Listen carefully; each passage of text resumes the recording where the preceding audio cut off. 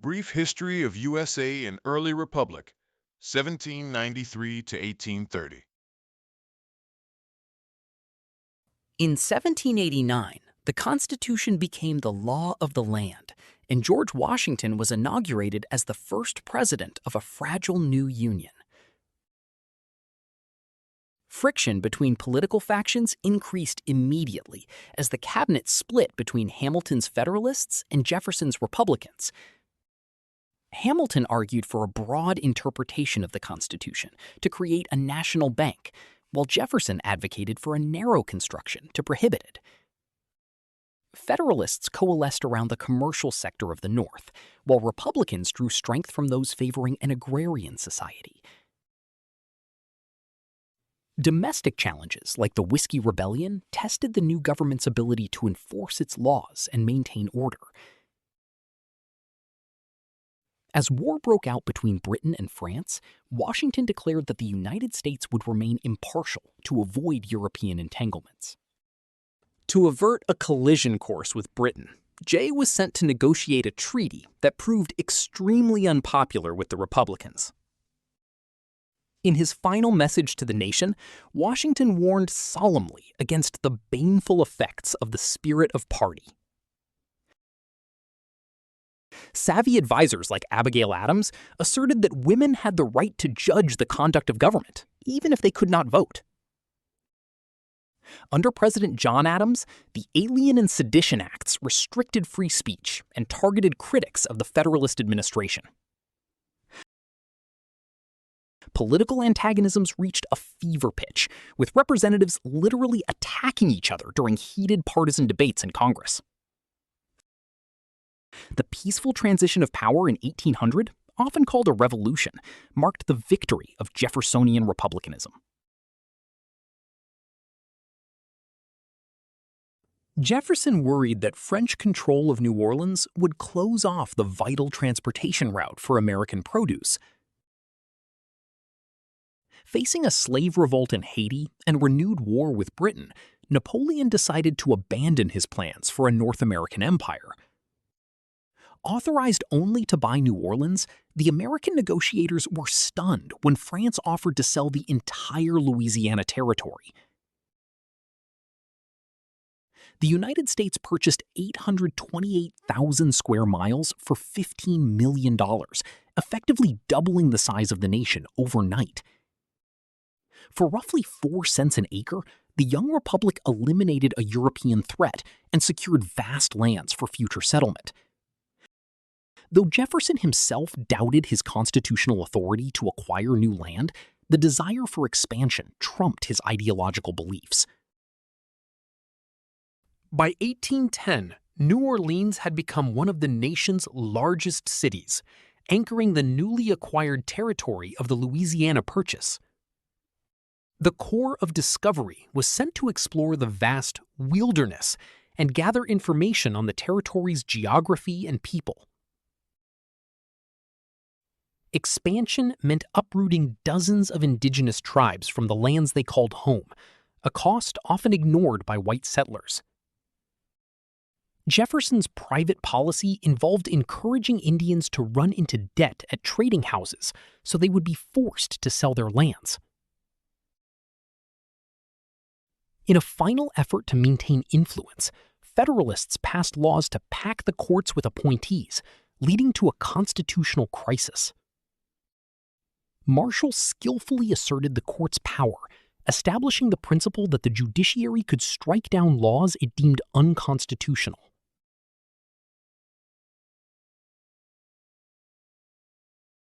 Between 1803 and 1812, the British Royal Navy impressed thousands of American seamen, forcing them into service on British warships. Citing trade restrictions and the violation of national sovereignty, Madison asked for a declaration of war against Great Britain in 1812. Led by Clay and Calhoun, the War Hawks proclaimed they would not tolerate British insults to American honor any longer. Indigenous leader Tecumseh sought to create a great confederacy to halt U.S. westward expansion, often with British military support. Though the British had the military advantage, The United States proved formidable at sea with its powerful 44-gun frigates. In a humiliating blow, British forces occupied the nation's capital in 1814 and burned the White House and Capitol. The successful defense of Baltimore inspired Francis Scott Key to write the poem that would eventually become the national anthem. General Andrew Jackson destroyed the military power of the Creek Nation, clearing millions of acres for Southern settlement. The Treaty of Ghent formally ended the war in 1814, though it involved no significant change in pre-war borders. Jackson's overwhelming victory at the Battle of New Orleans occurred after the peace treaty was signed, but greatly boosted national morale. Federalist opposition to the war led to rumors of secession, causing the party's reputation to collapse in the post-war triumphalism.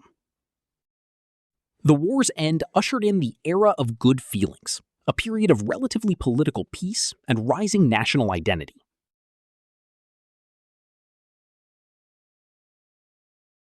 A market revolution remade the nation as subsistence farmers became laborers bound to the whims of global markets and bosses.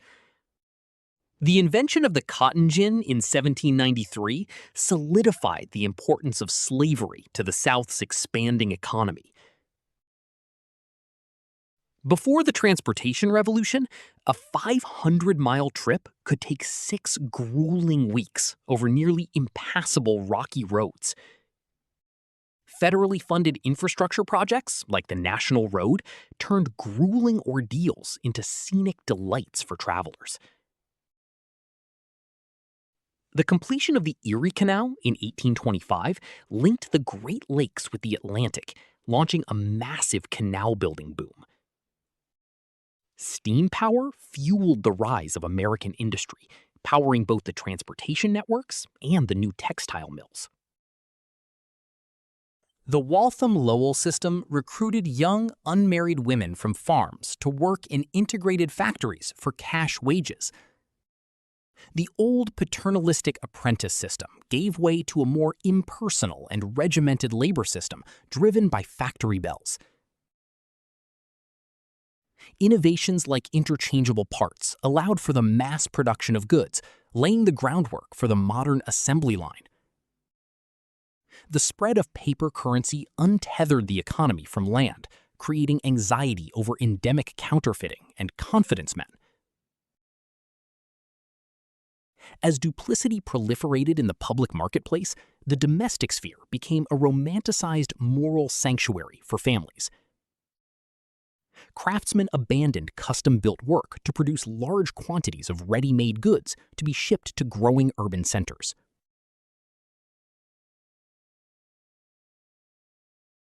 The era of good feelings skidded to a halt in 1819 when Missouri applied for statehood as a slave state in the Senate.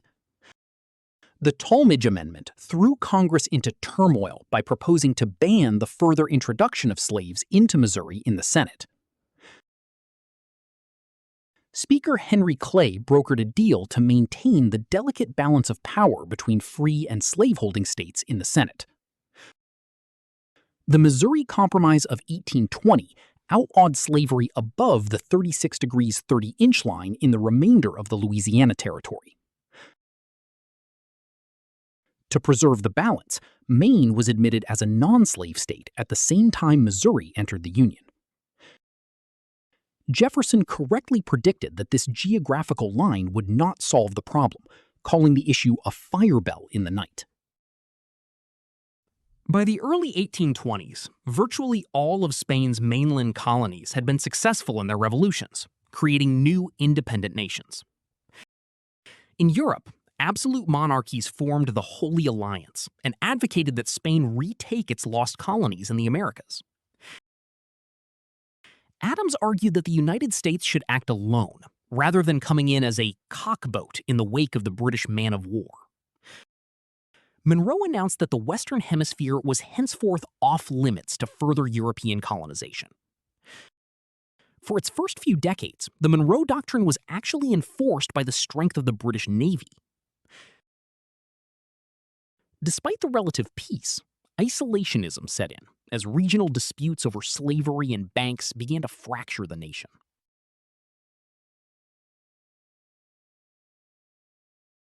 Andrew Jackson took office as the champion of the common man, symbolizing the expansion of democracy to all white males on the frontier.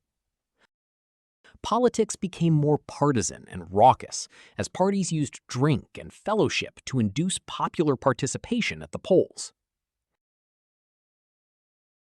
The Second Great Awakening spread religious fervor through emotional revivals that attracted thousands of converts on the frontier. Famous revivalists like Finney rejected predestination, preaching that individuals could choose their own salvation and moral improvement. Traveling preachers known as circuit riders were used to reach people in isolated frontier locations, causing memberships to explode. African Americans felt empowered by the Awakening's message of equality to form their own independent denominations and churches. Jackson made relocating Native Americans west of the Mississippi a priority, urging Congress to pass the Indian Removal Act. Despite a Supreme Court ruling that tribes were sovereign, Jackson moved forward with his plans for forced removal. While some small groups obtained legal exemptions, the vast majority of indigenous peoples faced certain displacement. In a scene of ruin and destruction, thousands were trapped and driven toward the setting sun, toward distant, unfamiliar lands. On the brutal Trail of Tears, between 3,000 and 4,000 Cherokees died en route to the dry plains of the West. Resistance led to tragic massacres, such as the one at Bad Axe, where the U.S. Army cut down men, women, and children.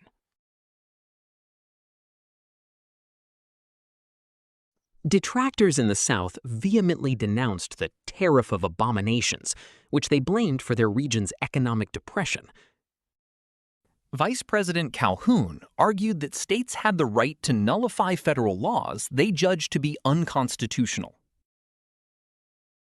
Jackson toasted, "Our federal union, it must be preserved," while Calhoun countered, "The union, next to our liberty, most dear." The epic Webster-Hayne debate over the nature of the Union and the doctrine of nullification occupied the Senate for months. Escalating the crisis, South Carolina formally nullified the tariff and threatened secession if the federal government intervened.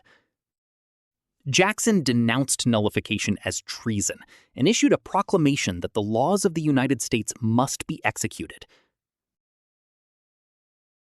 The great compromiser, Henry Clay, helped craft a lower tariff that temporarily diffused the threat of civil war.